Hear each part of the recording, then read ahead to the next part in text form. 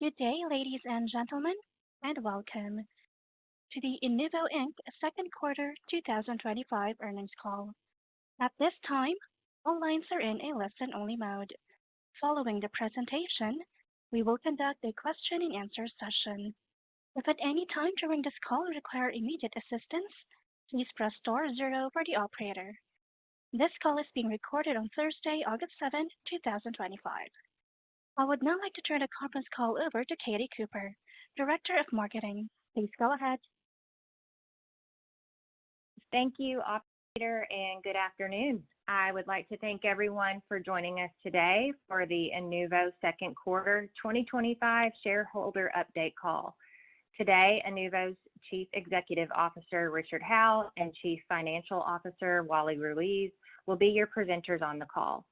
We would also like to remind our shareholders that we plan to file our 10-Q with the Securities and Exchange Commission this evening. Before we begin, I'm going to review the company's safe harbor statement.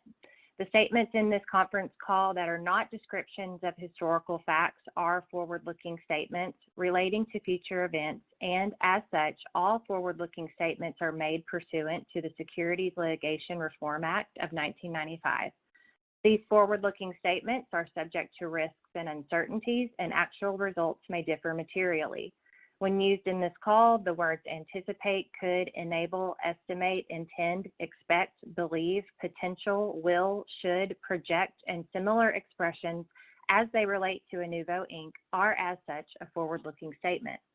Investors are cautioned that all forward-looking statements involve risk and uncertainties, which may cause actual results to differ from those anticipated by Inuvo at this time. In addition, other risks are more fully described in Inuvo's public filings with the U.S. Securities and Exchange Commission, which can be reviewed at www.sec.gov. The company makes no commitment to disclose any revisions to forward-looking statements or any facts, events, or circumstances after the date hereof that bear upon forward-looking statements. In addition, today's discussion will include references to non-GAAP measures. The company believes that such information provides an additional measurement and consistent historical comparison of its performance. A reconciliation of the non-GAAP measures to the most directly comparable GAAP measures is available in today's news release on our website. With that, I'll now turn the call over to CEO Richard Howell. Thank you, Katie, and good afternoon, everyone. For the second quarter of 2025, Inuvo has delivered robust year-over-year growth with revenue up 25%. While seasonality and some fluctuations in client spend did lead to an expected sequential decline of 15%, our five-year compounded annual growth rate through the second quarter of 2025 now stands at approximately 24%. Reflecting sustained momentum in our business as we approach our goal to break through the $100 million in sales this year. Gross profit, adjusted EBITDA, net income, and free cash flow all improved year over year. And while operating expenses were up because of increased revenue, they were not up at the same rate as revenue, which highlights our ongoing focus on cost controls. Notably, financing and other income improved year over year, reflecting a favorable external factors, and operating cash flow was $144,000 in the quarter. Wally will discuss our financials in greater detail in a few minutes. Let me now turn to a discussion about our go-to-market and client activities. IntentKey self-serve adoption is accelerating, with 18 new deals set up in the quarter and 300% quarter-over-quarter growth. Our managed services pipeline remains healthy, and we are seeing more direct clients interested in leveraging our IntentKey measurement artificial intelligence for channel-level performance insights. We signed 4 new managed service deals in the quarter. I'd like to remind shareholders that our self-serve IntentKey product was designed to be a scalable, easy to use and deploy media technology any company of any size can use. It's also the highest margin product we possess. It does not take many millions of dollars in self-serve revenues to materially improve the Inuvo bottom line. Within media, there is a market that's referred to as curation. This refers to a process of selecting, organizing, and packaging advertising inventory curated to meet specific needs of these audiences. Inuvo's AI can curate instantly any audience an advertiser wants to place their ads against. There is literally no other technology on the planet that is as easy to use, as flexible, and performs as well. Last Friday, for example, we had 12 of our newer self-serve clients continue their campaigns in a single day. And while the media spend against these IntentKey AI curated audiences remains modest, the scaling and retention is an indication of a significant opportunity for future growth and margin. Connected television is an area of rising interest, with more clients including our solutions in their RFPs. CTV remains our highest services margin channel. Feedback from clients continues to validate our privacy-compliant, concept-based targeting as a clear differentiator, with several reporting substantial lifts in conversions and campaign performance. The platform product line was defined by substantial volume expansion and disciplined investments in quality throughout the quarter. Although revenue per click declined sequentially due to seasonal and geographical mix, the strategic direction of the market favors higher quality lead generation, a trend that plays well and directly to Inuvo's strengths and long-standing investments in compliance and quality advertising. As the market increasingly rewards trusted, transparent suppliers, we are exceptionally well positioned. Operationally, we made significant enhancements to our IntentKey reporting dashboards, which we've now rolled out to most clients, receiving overwhelmingly positive feedback. We've also increased our sales support activity, which in turn has driven more local market engagement and in-person meetings, as well as the hiring of our first sales development representative focused on direct client outreach. Our two largest IntentKey services clients both grew sequentially and year over year. Let me now discuss product and technology activities. The second quarter of 2025 was defined by strong operational growth and deliberate investments in both the quality and scalability of our platform product line. We experienced over 60% quarter-over-quarter growth in leads delivered to advertisers, an important indicator of both demand and the efficiency of the marketplace we've created with this product. However, it's important to note that this impressive growth was managed with a disciplined approach. We deliberately constrained the onboarding of new ad campaigns within the quarter to ensure compliance and safety and ultimately the long-term scalability of our platform product. Our marketplace for this product is most easily categorized by proprietary advertising technology coupled with publishing capabilities. To support this expansion of the platform product, we launched more than a dozen new high-quality websites into the platform network in the quarter, with a particular focus on vertically oriented content. This represents a 50% increase over the first quarter and directly strengthens our ability to attract higher value advertisers. Leveraging advanced AI tools, we've also significantly increased the pace, scale, and quality of our content creation and deployment within the platform product line, allowing us to now create original, unique images and explore niche verticals like we've never been able to before. These investments are deepening both the breadth and the depth of our content, further elevating the overall value of our offering to our clients. Despite these strong operational indicators, we did see a decline in revenue per ad click, which we attribute primarily to seasonality and a change in geographic mix, as impressions from developing markets grew strongly within the platform product line portfolio. This is a common trend in this industry, and our focus remains on building a high-quality, resilient marketplace that can deliver for advertisers across varying market cycles and geographies. We are also seeing a notable shift across the broader market ecosystem towards higher quality advertising standards in general. One of our major clients has implemented stricter and more targeted quality enforcement mechanisms, specifically designed to reward high integrity suppliers in an effort to improve advertising outcomes by filtering out lower quality leads.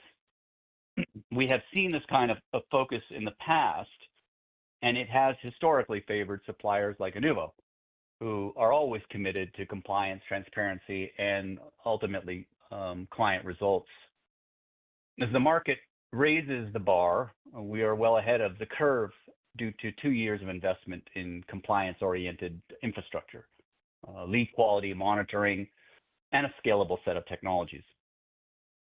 On the agencies and brands product line development front, our team continues to expand and refine the commercial application of our predictive media mix modeling artificial intelligence. What previously took significant manual analysis can now be accomplished in a fraction of the time, allowing us to deliver actionable channel-level performance insights to both agency and direct clients.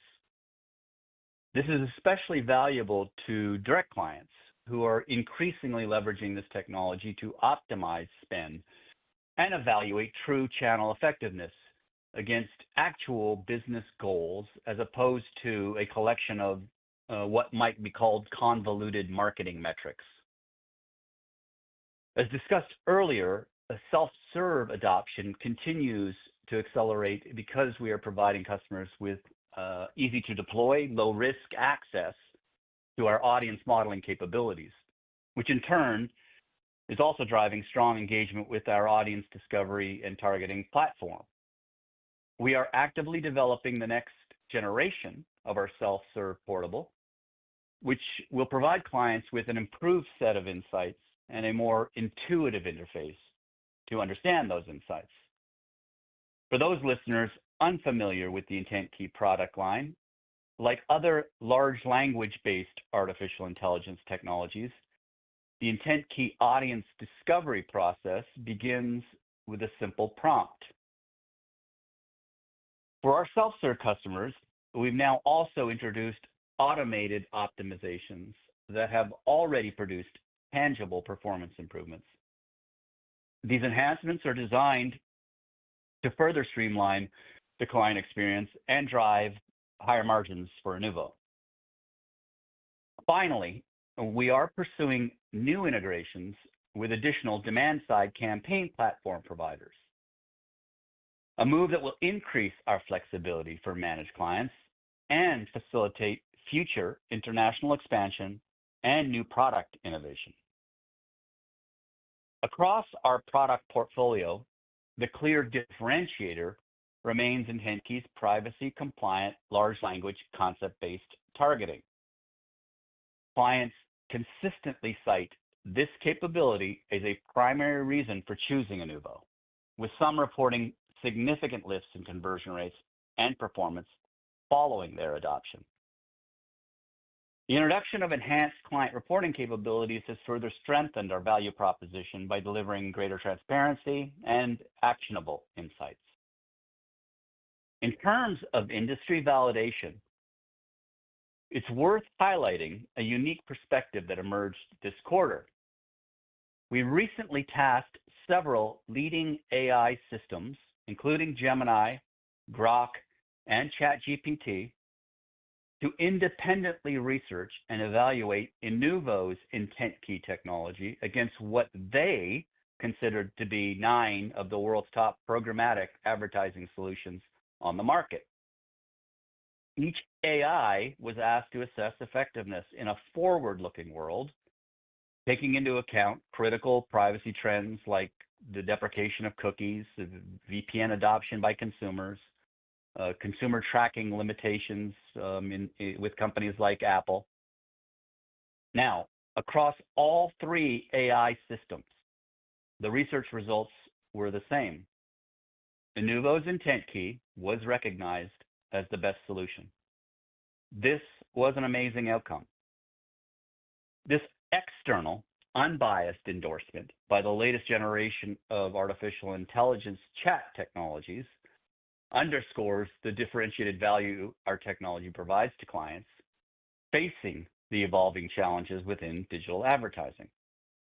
In short, Inuvo's product suite continues to evolve rapidly, supporting both operational scale and the strategic shift towards higher quality, privacy-first solutions that we believe will define the future of advertising. At this time, I would now like to turn the call over to Wally for a more detailed assessment of our financial performance within the quarter. Thank you, Rich. Good afternoon, everyone, and thank you for joining us today. I'm pleased to share our financial results for the second quarter of 2025, which was marked by strong revenue growth, client expansion, and operational efficiency. Revenue for the quarter was $22.7 million, representing a 25% increase year over year. The growth was primarily driven by sustained demand from our platform clients, which generated approximately $19.7 million in revenue.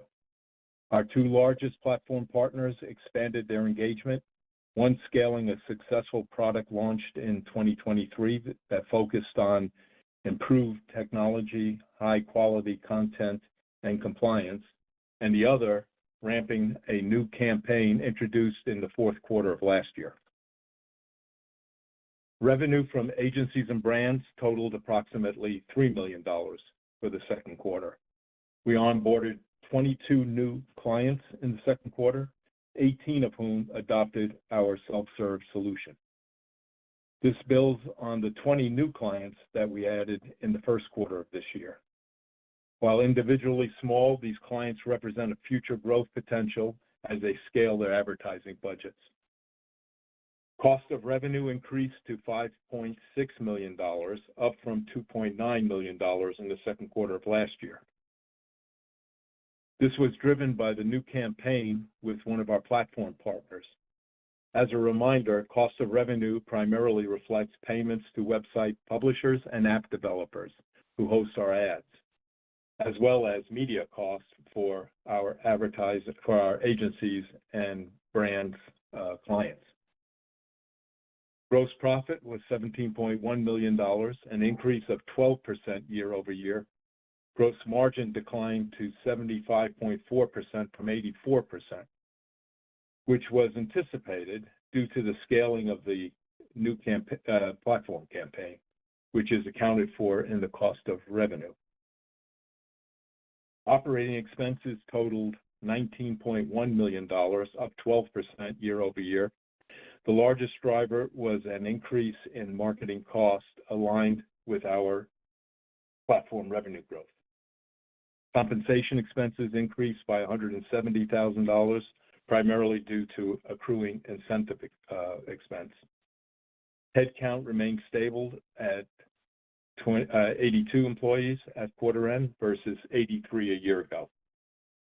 G&A expenses increased $260,000, largely due to the absence of a $255,000 allowance reversal that was recorded in the second quarter of last year. Other income was $560,000 compared to zero in the same period last year. In June, we received an IRS refund of $606,000 related to the employee retention credit from the second quarter of 2021.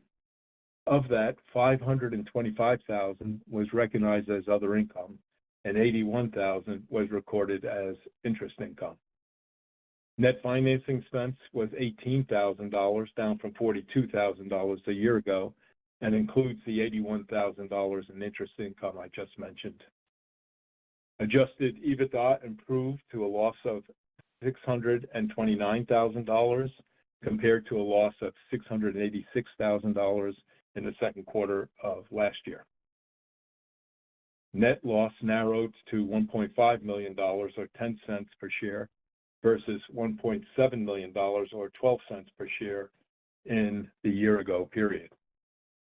We ended the quarter with $2.1 million in cash and no outstanding debt. In June, we completed a 1-for-10 reverse stock split. This strategic action was intended to improve the marketability of our shares and better position Inuvo to attract institutional investors. Following the reverse split, our outstanding shares total 14,473,843 shares as of June 30th. With that, I'd like to return the call to Rich for closing remarks. Thank you, Wally. In summary, the second quarter of 2025 showcased both the resilience and adaptability of our business. Despite the expected seasonality in the quarter, we continued to build on our multi-year trajectory of robust annual growth and operational improvements. Revenue for the first half of the year is roughly $49.5 million, which is up 40% year over year. We are successfully driving adoption of our highest margin products. We're expanding our footprint with both agencies and direct clients, and we're gaining some meaningful traction into emerging channels like connected television, where our IntentKey solution is increasingly being recognized as a market leader. Looking ahead, Inuvo remains exceptionally well positioned as industry dynamics continue to shift towards privacy-first, high-integrity digital advertising.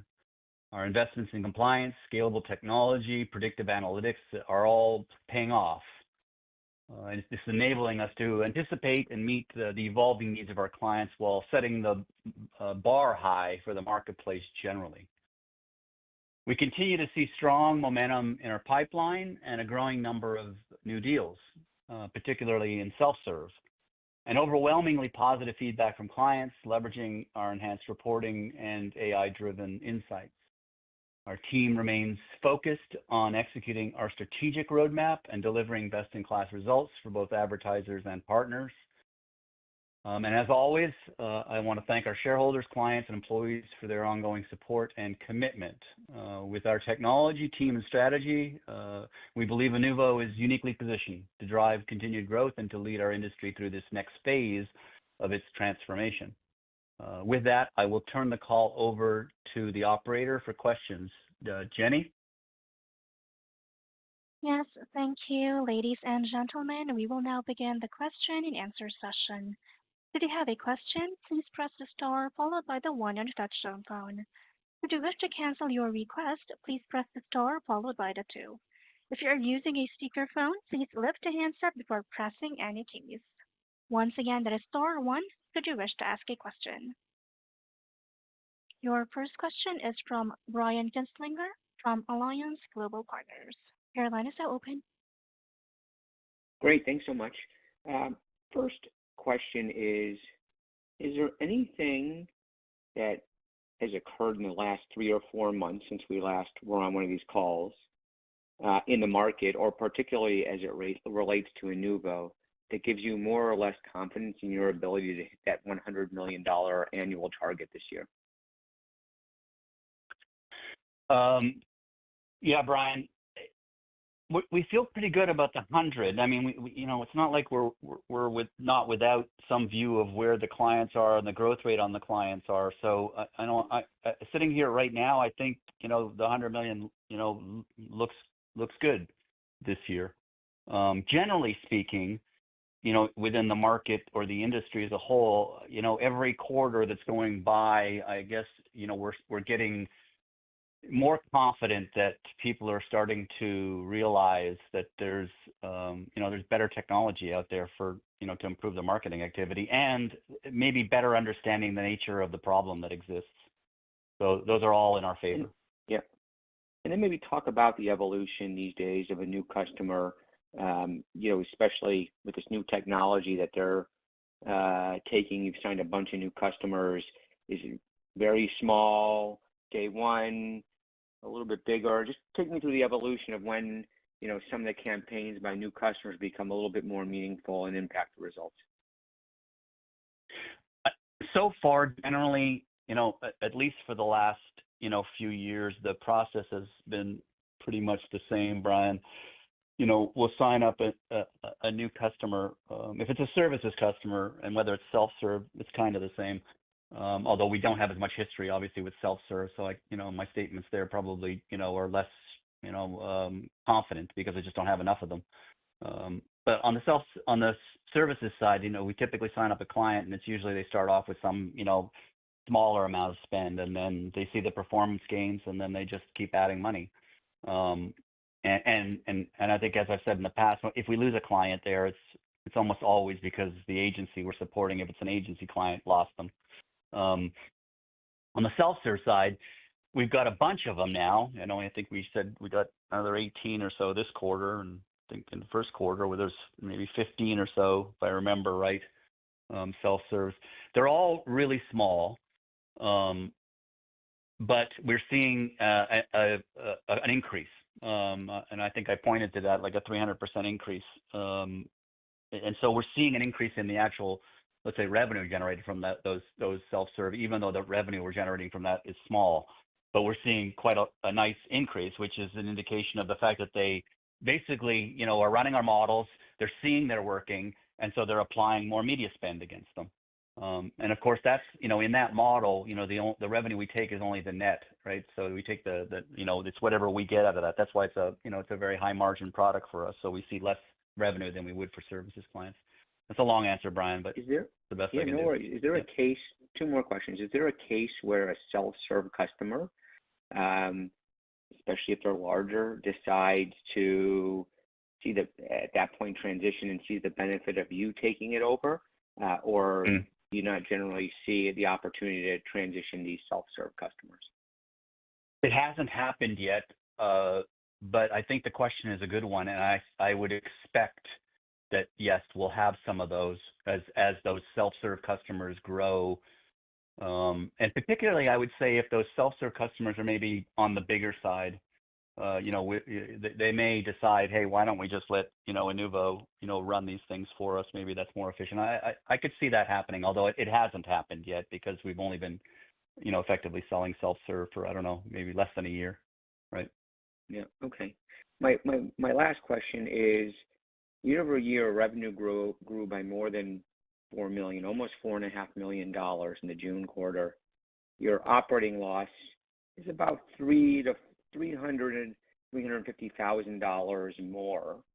So I'm wondering why, with that scale, I get the gross margins lower, but that's supposed to be offset by what I thought was lower marketing costs. So I'm wondering why is it the marketing costs are going up on price? I'm just curious why that higher revenue has brought a lower operating profit.